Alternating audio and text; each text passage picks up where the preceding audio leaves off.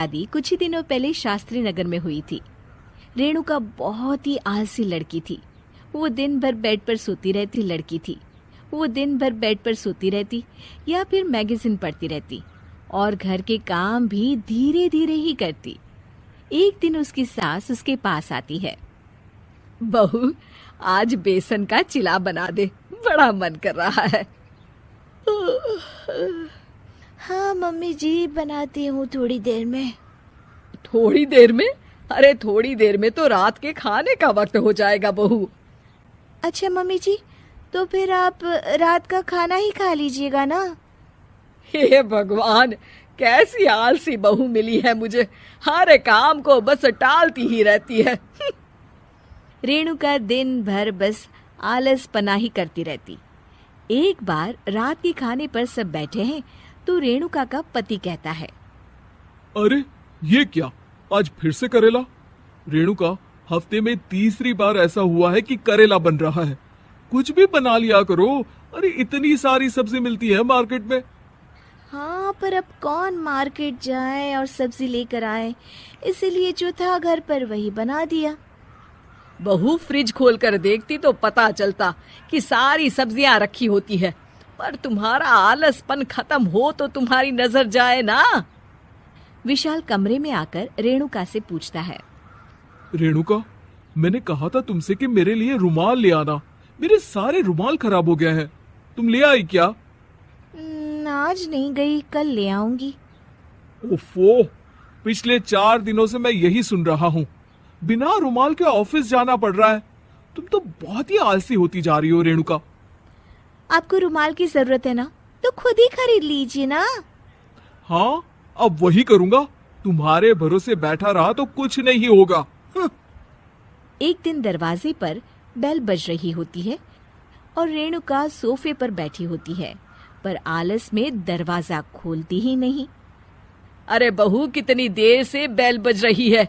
क्या कानों में रुई डालकर बैठी हो जो सुनाई नहीं दे रही बेल?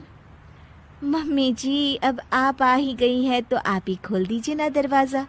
क्यों मुझे ताना मारकर और देर कर रही हैं? अरे वाह, उल्टा चोर कोतवाल को डांटे। सास दरवाजा खोलती है तो उसकी पड़ोसन दरवाजे पर खड़ी होती है। दरवाजा खोलने में इतनी देर क्यों हो गई? सब सो गए थे क्या? और ये भी कोई वक्त है क्या सोने का? हाँ? अरे नहीं नहीं, ऐसी कोई बात नहीं है। आइए आइए, आप लोग अंदर आइए। ओफो, इन सबको भी अभी आना था।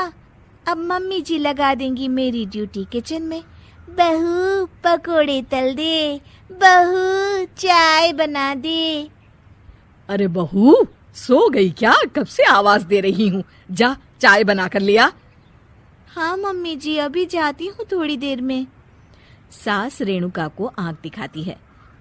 मतलब थोड़ी ही देर लगेगी चाय बनाने में, अभी ले आती हूँ, बस झटपट।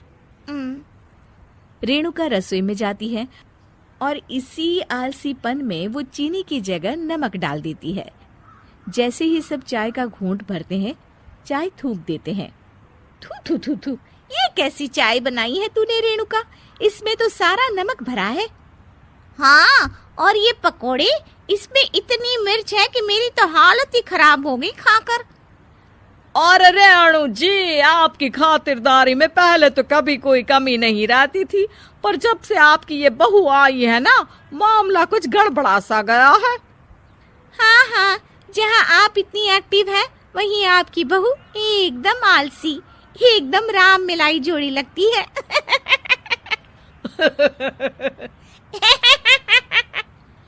अच्छा जी, चलते हैं अब। नमक वाली चाय पिलाने के लिए बहुत बहुत शुक्रिया। सब वहां से चले जाते हैं। अरे तूने तो मेरी नाक ही कटा दी बहू। वे लोग क्या सोच रहे होंगे मेरे बारे में? मम्मी जी, मैंने तो शक्कर ही डाली थी, पता नहीं नमक कैसे बन गई शक्कर। शक्कर नमक नहीं बना बहू रानी, तुम्हारा ये जो आलसपना है ना, ये उसी का नतीजा है। सॉरी मम्मी जी, अब मैं ये आलसपन छोड़कर सारे काम अच्छे से मन लगाकर करूंगी।